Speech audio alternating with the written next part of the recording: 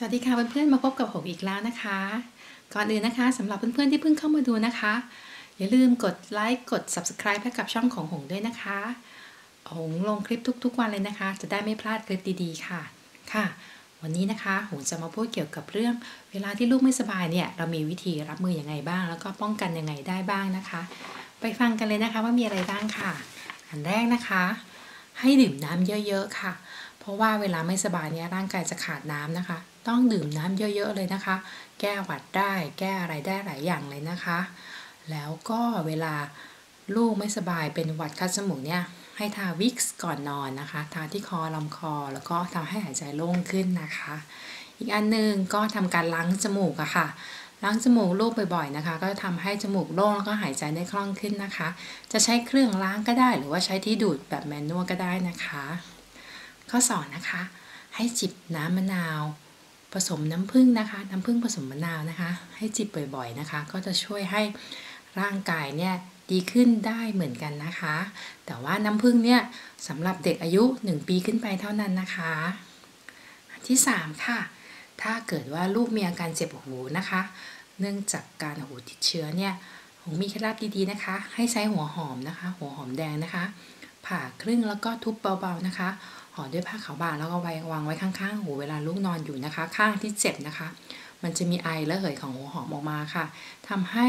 ลดอาการเจ็บหูได้นะคะแล้วก็ให้ทานยาแก้ปวดควบคู่ไปด้วยนะคะแต่ว่าถ้าเกิดคุณแม่สังเกตเห็นมีน้ำเหลืองๆไหลออกจากหูนะคะอย่างนั้นเนี่ยต้องรีบพาไปหาคุณหมอนะคะค่ะข้อ4ค่ะการล้างมือให้สะอาดนะคะจะช่วยป้องกันฆ่าเชื้อโรคพวกแบคทีเรียได้นะคะเพราะฉะนั้นก่อนกินข้าวต้องล้างมือทุกครั้งนะคะแล้วก็หลังจากที่ออกจากห้องน้ำก็ต้องล้างมือด้วยแล้วก็ถ้าเป็นไปได้นะคะคุณแม่ซื้อสเปรย์พวกฆ่าเชื้อโรคฆ่าแบคทีเรียนะคะฉีดตามจุดต่างๆที่มีการสัมผัสค่ะอย่างเช่นกรอนประตูตรงที่กดชักโครกนะคะเช็ดทำความสะอาดบ่อยๆนะคะจะเป็นการฆ่าเชื้อโรคป้องกันไม่ให้ติดเชื้อได้นะคะเพราะว่าถ้าเกิดเรามีลูกหลายคนนะคะพอลูกคนหนึ่งเป็นเนี่ยเราก็นับวันรอเลยค่ะว่าลูกคนต่อไปจะเป็นวันไหนนะคะเพราะฉะนั้นป้องกันเชื้อโรคไว้ก่อนดีที่สุดนะคะที่5นะคะ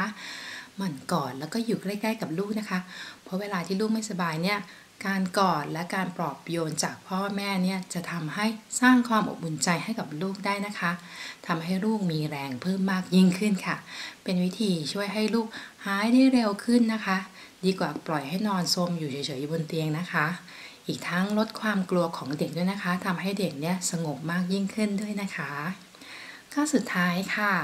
เวลาลูกไม่สบายเป็นไข้นะคะหงมีทริคนิดนึงนะคะเวลาเช็ดตัวนะคะให้เอามะนาวนะคะไว้ในใต้น้ำที่เราเตรียมไว้นะคะแล้วบีบนะคะทำให้มี